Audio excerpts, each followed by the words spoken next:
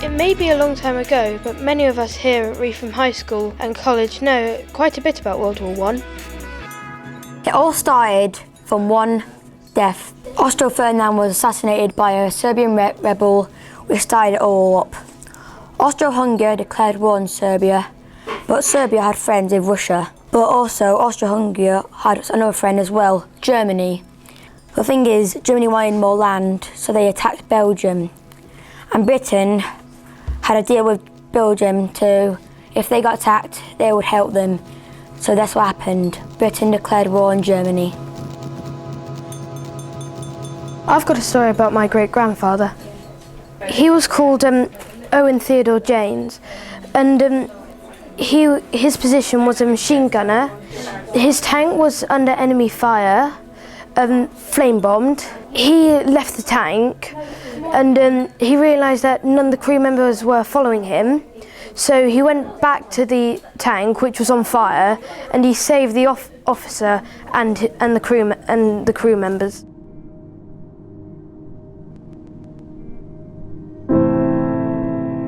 We started to imagine the things that people would have thought and felt at war.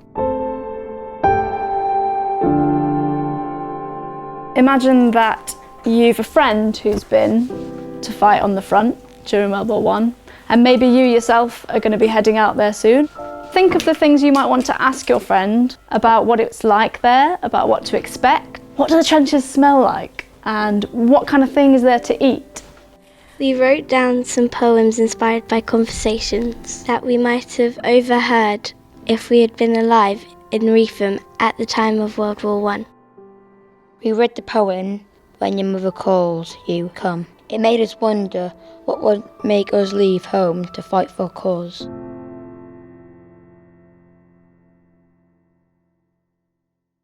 Some of us knew a bit about Reepham during the war, others had no idea how Reepham was involved. We set out to see whether the poems we wrote were anything like what people at the time might have experienced.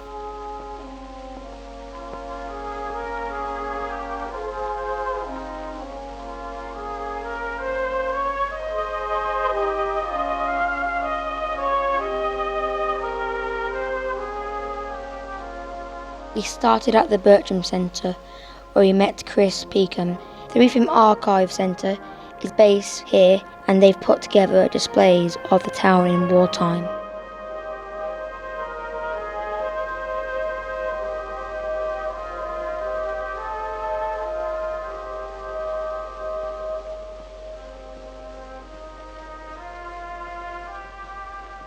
So Chris, what was this place used for? This and the town hall was a hospital in the First World War. The soldiers' beds were in the town hall, but they came here for recreation. They play billiards or come and have treatments for their various injuries. So how long would they be there? The average stay for a soldier was 41 days, so just over a month. There was a nurse who used to come in every day and massage people who required massage. And there was a doctor, a local doctor, Dr. Perry. A lot of the nurses were local young women, mostly unmarried. When other soldiers came into Reepham, the wounded soldiers were allowed to go out into the marketplace. So they were meeting soldiers who were currently serving as well as local townspeople. After they'd been here, the majority of them went back on duty. So they went back to France. In 1916, 34 people went on to different hospitals, so they needed further treatment. 3 were decided they were unfit to go back to the front, but 100 of them went back. There were 177 soldiers were treated here in 1916.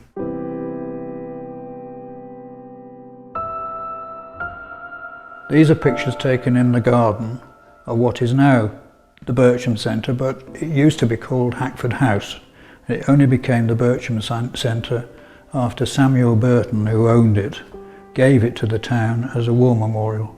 So this is in the garden, this one is in the churchyard, and this one is in the garden.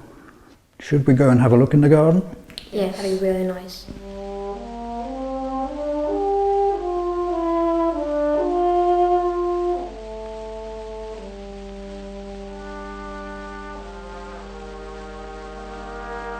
These photographs were actually taken in the garden where we are now standing.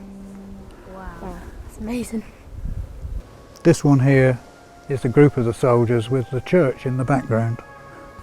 And we've got some of the nurses as well in the same picture. In this very garden, over 100 years ago, soldiers sat and talked and thought about the war and about their families. They might have been thinking thoughts like this. Did all your friends die? I tried not to make any friends. Everyone was very scared and the trenches smelt. And it was sad seeing people leave the trenches and not come back. Were you scared? A little. Were you shot? Yes. 5 times in the arm.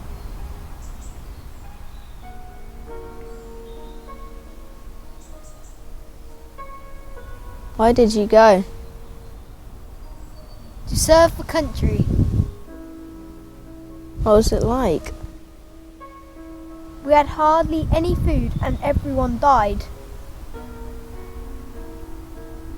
You survived? Yes, I'm very grateful to be alive, but very afraid of what I've seen. Did you want to go? Yes, because I fought for freedom and thought it would be an adventure. During World War I, the soldiers from the town and soldiers from other places would have met and talked with people in the town too. For some of the soldiers, this may have been the last time they saw their friends and families.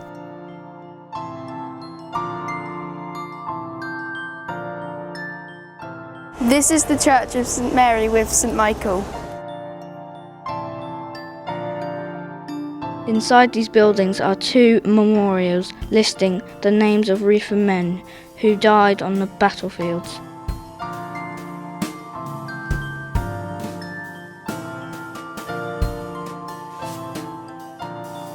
We met Joe Tim from the Reepham Society, who's been trying to find the stories of some of the people named here. So, Joe, we're in the church now, and there's this wonderful war memorial above us. And can you tell us a little bit about the war memorial? The war memorial was built after the end of the First World War to commemorate the men who fought from Whitwell and Hackford in that 4 years. In the middle it says in memoriam, and those are the gentlemen who died. Each side is a list of names of the ones who fought but came back again. If you look at that war memorial, you'll see a lot of quite a few names, like Franklin's, where there's 5 or 6 of them. That family sent all their boys to war but one, the youngest, who stayed at home. The first person to die in the First World War from Reepham was Ralph Franklin. He had been a soldier before. The last person to die was Clifford Franklin, and they were from the same family. But their mum, during the war, she went and cleaned the hospital. And I think that was very brave that she could go and do that whilst her boys were away fighting. Joe, we've been doing some writing on World War I. I was a soldier and he would ask me questions. Do you want to have a listen to some? That would be very good, yes, I'd like that. How does it feel to see soldiers die around you? I feel it was my fault and I could have done something. It was horrible. Friend, do not come here. You will die. You'll be changed for life. I think that was what a lot of people felt when they came back. And I think you've done very well to put those sort of feelings into words. Thank you. It must have been very hard to go to war and lose your friend in battle. When we thought about this, we started to write down our thoughts and poems. Did you get injured? It was very painful. I was in hospital for a month. What was the hardest thing to cope with? Losing friends right in front of my eyes.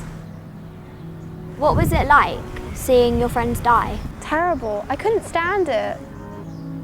Do you think you'll die? Yes, everyone does. You are lucky if you stay alive. What do bullets sound like?